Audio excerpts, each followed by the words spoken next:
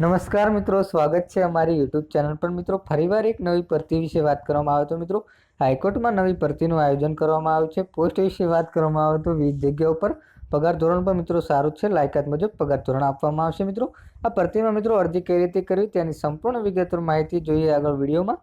એના પહેલાં મિત્રો અમારી ચેનલ પર નવા હો તો ચેનલને સબસ્ક્રાઈબ કરી દેજો, કારણ કે મિત્રો આવનારી સરકારી ભરતી, સરકારી યોજના કે સરકારી ભરતીની માહિતીની અપડેટ સૌપ્રથમ તમારા મોબાઈલના નોટિફિકેશન પર જણાવવામાં આવશે। તો મિત્રો હાઈકોર્ટ અંગેની સંપૂર્ણ વિગતવાર માહિતી જોઈએ આગળ વિડીયોમાં।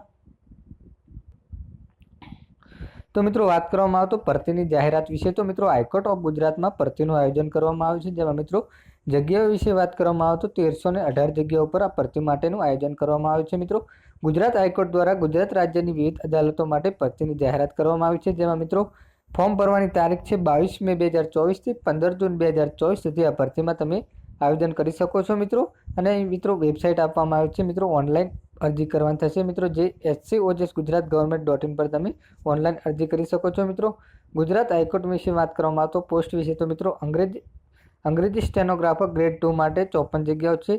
ડે સેક્શન ઓફિસર માટે 122 જગ્યાઓ છે। કોમ્પ્યુટર ઓપરેટર IT કોલ માટે મિત્રો 148 જગ્યાઓ છે। ડ્રાઈવર વર્ગ માટે 34 જગ્યાઓ છે। પટ્ટાવાળ વર્ગ માટે 208 જગ્યાઓ છે। કોર્ટ મેનેજર માટે 21 જગ્યાઓ છે અને કુલ 587। અને મિત્રો નીચલી ઔદ્યોગિક મંજૂરી અદાલત માટે વાત કરવામાં આવે તો સ્ટેનોગ્રાફર ગ્રેડ 2 માટે 214 જગ્યાઓ છે। સ્ટેનોગ્રાફર ગ્રેડ 3 માટે 307 જગ્યાઓ છે।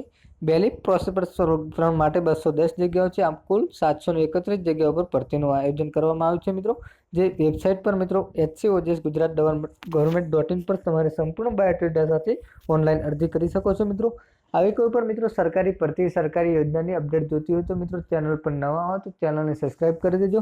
અને મિત્રો ભરતીનો વિડીયો ગમ્યો હોય તો વિડીયોને લાઇક કરજો, શેર કરજો। જય હિન્દ, જય ભારત।